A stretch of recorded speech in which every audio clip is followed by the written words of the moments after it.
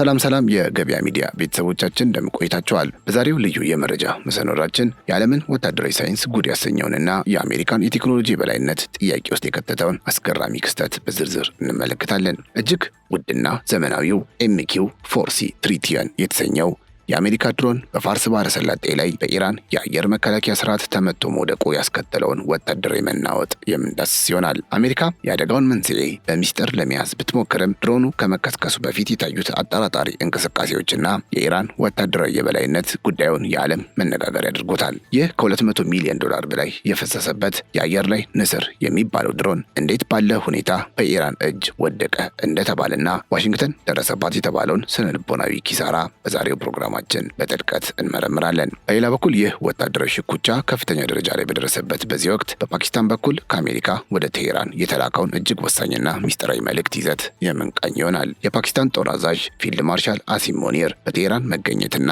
ከከፍተኛ የኢራን ባለስልጣናት ጋር ያደረጉት ውይይት ጦርነቱን ወደ ሰላም ለመቀየር የታለመ ይሁን ወይም ሌላ ስትራቴጂካዊ ተልዕኮ ያለው ለመሆኑ በዝርዝር እንመለከታለን። አሜሪካ በፓኪስታን አማካኝነት ለኢራን የላከችው መልእክት ምንነትና የቴሄራን ምላሽ የሁለቱን ሀገራት የወደፊት ግንኙነት እንዴት እንደሚቀርጸው የምንተነትንበት ልዩ መረጃ ይዘን ቀርበናል። ከድሮኑ መመታት በስተጀርባ ካለው ሚስጥር ጀምሮ እስከ ዲፕሎማሲያዊ ሽኩቻ ድረስ ያለውን ሙሉ ዘገባ አብራችሁን ተከታተሉ። ቻናላችንን ሰብስክራይብ፣ ይህን ቪዲዮ ላይክ ማድረግ እንዳይረሳ። ካፍታ ቆይታ በኋላ ተመልሰን እንገናኝ።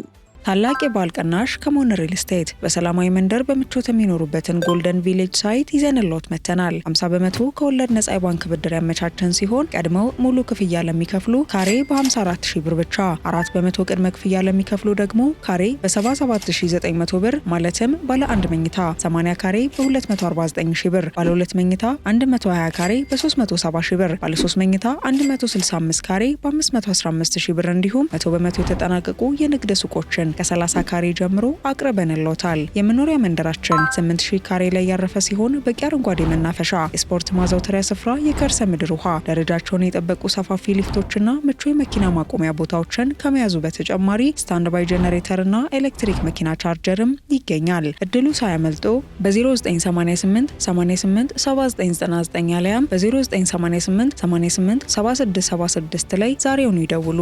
በመካከለኛው ምስራቅ የታጠቀው የኃይል ሚዛን ከተኩስ አቁሙ ስምምነት በኋላ ባልተጠበቀ ሁኔታ እያገረሸ መምጣቱን የሚያሳዩ መረጃዎች እየወጡ ነው። በዚህ ውጥረት መሃል እጅግ ውድ የሆነው የአሜሪካው MQ-4C ትሪቲየን ድሮን በፋርስ ባህረ ሰላጤ ላይ ተከሰከሰ የሚለው መረጃ የጦርነቱን መልክ ቀይሮታል። አሜሪካ ድሮኑ በቴክኒክ ብልሽት ይሆን ወይም በሌላ ምክንያት ስለመውደቁ እስካሁን ግልጽ የሆነ መረጃ ከመስጠት ተቆጥባ በሚስጥር ይዘዋለች። ይሁን እንጂ ድሮኑ ከመጥፋቱ በፊት የነበረው የበረራ ሁኔታና የኢራን የአየር መከላከያ አቅም ሲታይ ድሮኑ በኢራን ሳይመታ እንዳልቀረ በሰፊው ተገምቷል። ይህ MQ-4C ትሪቲየን የተባለው ድሮን የአሜሪካ የባህር ኃይል አይን ተብሎ የሚጠራ ሲሆን ዋጋው በግምት 240 ሚሊዮን ዶላር የሚጠጋ እጅግ ውድ መሳሪያ ነው። ድሮኑ በ50,000 ጫማ ከፍታ ላይ ሆኖ ሰፊ የባህር አካባቢዎችን በራዳር የመቆጣጠርና የስለላ መረጃዎችን በቅጽበት የመላክ ልዩ ችሎታ አለው። አሜሪካ አደጋው መከሰቱን ብታረጋግጥም መንስኤው አልታወቀም በማለት መግለጫ መስጠቷ የበርካቶችን ጥርጣሬ ቀስቅሷል። ድሮኑ ከመጥፋቱ በፊት በፍጥነት ከፍታውን መቀነሱና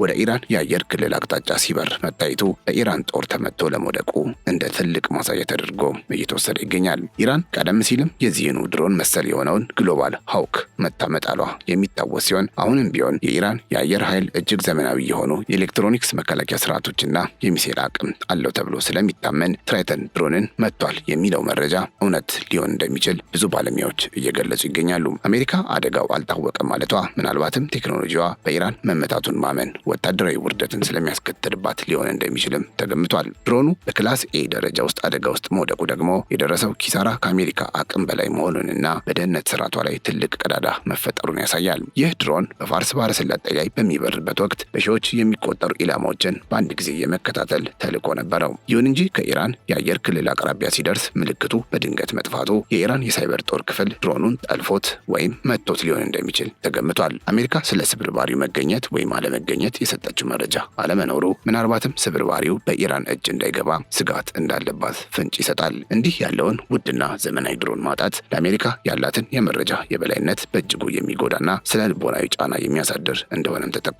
የወታደራዊ ዜና ምንጮች እንደሚያመለክቱት ይህ MQ-4C ትሪቲየን ድሮን ከመቀስቀሱ በፊት የነበረው የበረራ ጉዞ እጅግ አጠራጣሪ እንቅስቃሴዎች የታዩበት ነበር። ድሮኑ በፋርስ ባህረ ሰላጤ ላይ በ50 ሺህ ጫማ መደበኛ ከፍታ ሲበር ቆይቶ በድንገት ምልክቱ ከመጥፋቱ በፊት ወደ 10 ሺህ ጫማ ዝቅ ማለቱን የአውሮፕላን መከታተያ ድረገጾች መዝግበዋል። በወቅቱ ድሮኑ ዓለም አቀፍ የአደጋ ጊዜ ምልክት የሆነውን 7700 የመገናኛ ኮድ ማስተላለፉ የበረራ ሰራተኞቹ ቁጥጥር ማጣታቸውን ወይም በውጭ አካል ጥቃት እንደደረሰባቸው የሚያሳይ ግልጽ ፍንጭ ተደርጎ ተወስዷል። ምንም እንኳ ድሮኑ በወቅቱ በፋርስ ባህረ ሰላጤ ዓለም አቀፍ የአየር ክልል ውስጥ ወደ ኢራን አቅጣጫ ሲበር ቢታይም አሜሪካ ግን በኢራን ግዛት ውስጥ ስለመውደቁ የሚገልጽ ማስረጃ የለም በማለት ጉዳዩን ለማድበስበስ እየሞከረች ትገኛለች ተብሏል። ሌላኛውና ዋነኛው የአሜሪካ ስጋት የሆነው የዚህ ድሮን እጅግ ዘመናዊ የሆኑ የቴክኖሎጂ ስብርባሪዎች በኢራን እጅ መውደቅ ወይም አለመውደቅ ጉዳይ ነው። ትራይተን ድሮን በውስጡ የያዛቸው ሚስጥራዊ የራዳር ስርዓቶችና የመገናኛ ሶፍትዌሮች በጠላት እጅ ከገቡ አሜሪካ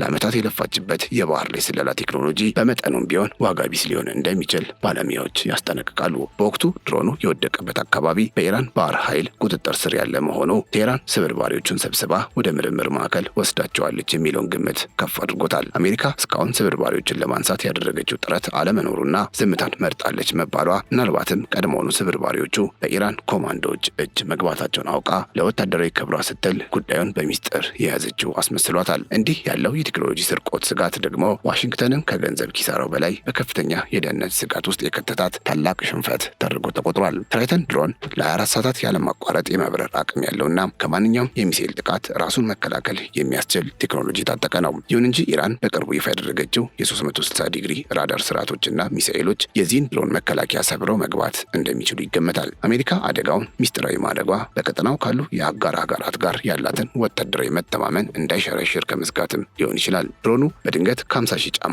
ወደ 10 ሺህ ጫማ መውረዱ በውስጡ ባለው ሞተር ላይ የደረሰ ጉዳት ሳይሆን ከውጭ የተሰነዘረ ጥቃት ስለመኖሩ ትልቅ ማረጋገጫ ነው ተብሏል።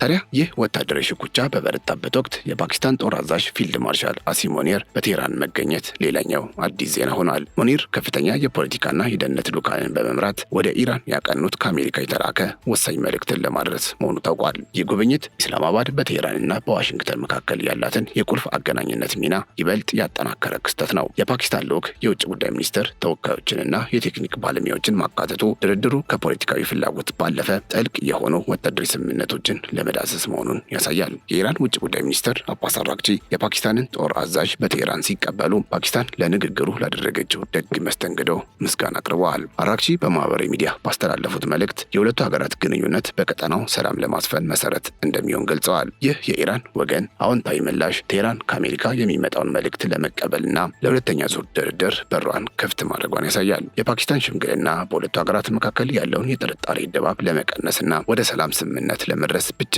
አማራጭ ሆኖ ቀጥሏል። የፓኪስታን ዲፕሎማሲያዊ ጥረት የተጀመረው በኢራንና በአሜሪካ መካከል የ2 ሳምንት የተኩስ አቁም ስምምነት በስራ ላይ ባለበት ወቅት ነው። ይህ ስምምነት ከመደረሱ በፊት የነበረው የ40 ቀናት ውጊያ በሁለቱም ወገኖች ላይ ከፍተኛ ሰብአዊና ቁሳዊ ጥፋት ማድረሱ ይታወሳል። አሜሪካና እስራኤል የኢራንን የቀድሞ መሪ አያቶላህ አሊ ኻሜኒ መግደላቸውን ተከትሎ ኢራን ኦፕሬሽን እውነተኛ ቃል ኪዳን 4 ወይም ኦፕሬሽን ትሩ ፕሮሚስ 4 በሚል በመቶዎች የሚቆጠሩ ሚሳኤሎችን ስተኩስ መቆይቶ ይታወቃል።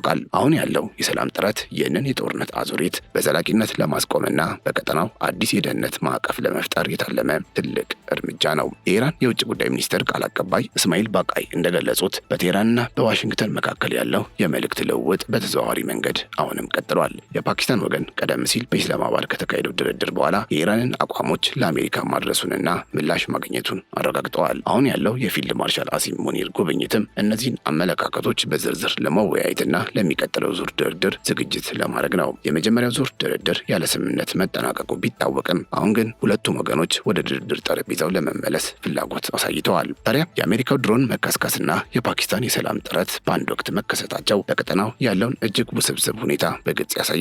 ድሮኗ ወደ ጣሊያን ለመመለሻ ጉዞ ላይ ሳለች ጠፋች መባሏ ምናልባትም በስለላ ተልዕኮዋ ወቅት በኢራን የኤሌክትሮኒክስ መከላከያ ስርዓት ጉዳት ደርሶባት ሊሆን እንደሚችል ተገምቷል። ኢራን ቀደም ሲልም የአሜሪካን ድሮኖች የመጥለፍና የማውረድ አቅሟን በተደጋጋሚ ማሳየቷ የትራይተን ድሮን አደጋ ተራ የቴክኒክ ብልሽት ላይሆን እንደሚችል ጥርጣሬውን ያጠነክረዋል። አሜሪካ ጉዳዩን ሚስጥራዊ ማድረጓ ግን ከፓኪስታን ጋር ለጀመረችው ዲፕሎማሲያዊ ሂደት እድል ለመስጠት ከመፈለግ የመነጨ ሊሆን እንደሚችልም ተገምቷል። ስለ MQ-4C ትሪቲየን ወታደራዊ ፋይዳ ስንመለከት ይህ ድሮን በዓለም ላይ ካሉ እጅግ ዘመናዊ የባህር ላይ ስለላ ድሮኖች አንዱ መሆኑን መገንዘብ ይቻላል። ድሮኑ የገጸ ምድር ፍለጋ ራዳርና ባለከፍተኛ ጥራት ካሜራዎችን በመጠቀም ሰፊ የባህር አካባቢዎችን የመከታተል ችሎታ እንዳለው ይነገርለታል። ይህ አቅም አሜሪካ በሆርሙዝ ስትሬት በኩል የሚደረገውን የነዳጅና የንግድ እንቅስቃሴ በቅርበት እንድትከታተል ይረዳታል። ድሮኑ በክላስ ኤ ደረጃ ውስጥ የሚመደብ ሲሆን አሜሪካ ይህንን ስትራቴጂካዊ የበላይነቷን ለጊዜውም ቢሆን ማጣቷ በቀጠናው ላይ ያላትን የደህንነት ስጋት ከፍ እንደሚያደርገው በግልጽ የሚታይ እውነታ ነው። ይህ በእንዲህ እንዳለ ፊልድ ማርሻል አሲም ሙኒር በቴህራን ከሚያደርጉት ቆይታ በኋላ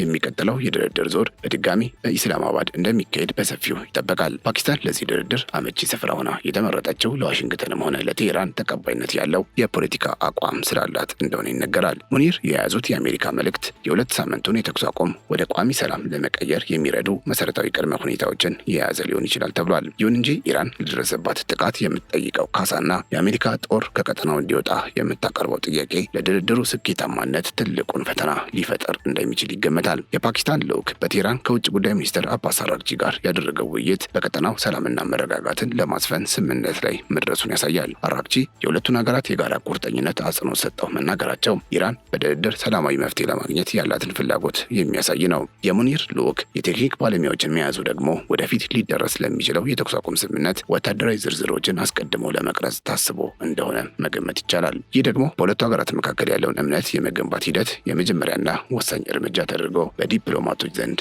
ይወሰዳል። ይሁን እንጂ በኢስላማባድ የተካሄደው የመጀመሪያው ዙር ድርድር ስኬታማ አለመሆኑ በቴህራንና በዋሽንግተን መካከል ያለው የቅሬታ ጥልቀት ምን ያህል ከፍተኛ እንደሆነም ያሳያል። አሜሪካና እስራኤል የከፈቱት ኢፍትሐዊ ጦርነት በኢራን ሕዝብ ላይ ያሳደረው ቁስል በቀላሉ የሚሽር ባለመሆኑ ድርድሩ ረጅም ጊዜና ጥንቃቄ የሚጠይቅ ይሆናል ተብሏል። ኢራን የአሜሪካ ጦር ከምዕራብ እስያ እንዲወጣ ያላትን ጥያቄ በጽኑ የምታራምድ ሲሆን አሜሪካ ደግሞ የኢራን ወታደራዊ አቅም መገደብን እንደ ዋነኛ ቅድመ ሁኔታ ታስቀምጣለች። እነዚህ ሁለት ተቃራኒ ፍላጎቶች በፓኪስታን ሽምግልና እንዴት ሊታረቁ እንደሚችሉ በቀጣዮቹ ቀናት የሚታይ ይሆናል። በጥቅሉ የMQ-4C ትሪቲየን ድሮን አደጋ የደረሰበት ወቅት አሜሪካ በቀጠናው ያላትን ወታደራዊ አቋም ዳግም እንድትፈትሽ የሚያስገድዳት ሆኖ ተገኝቷል። እንዲህ ያለው ውድ መሳሪያ ማጣት በዋሽንግተን የፖለቲካ አመራር ላይ ከፍተኛ ጫና የሚፈጥርና የተመደበውን ወታደራዊ በጀት ጥያቄ ውስጥ የሚከት ነው። በተለይም ድሮኑ በኢራን የኤሌክትሮኒክስ መከላከያ ዘዴ ወድቆ ከሆነ ይህ የአሜሪካን ቴክኖሎጂ ተጋራጭነት የሚያሳይና ትልቅ ወታደራዊ ኪሳራ ነው። በመሆኑም አሜሪካ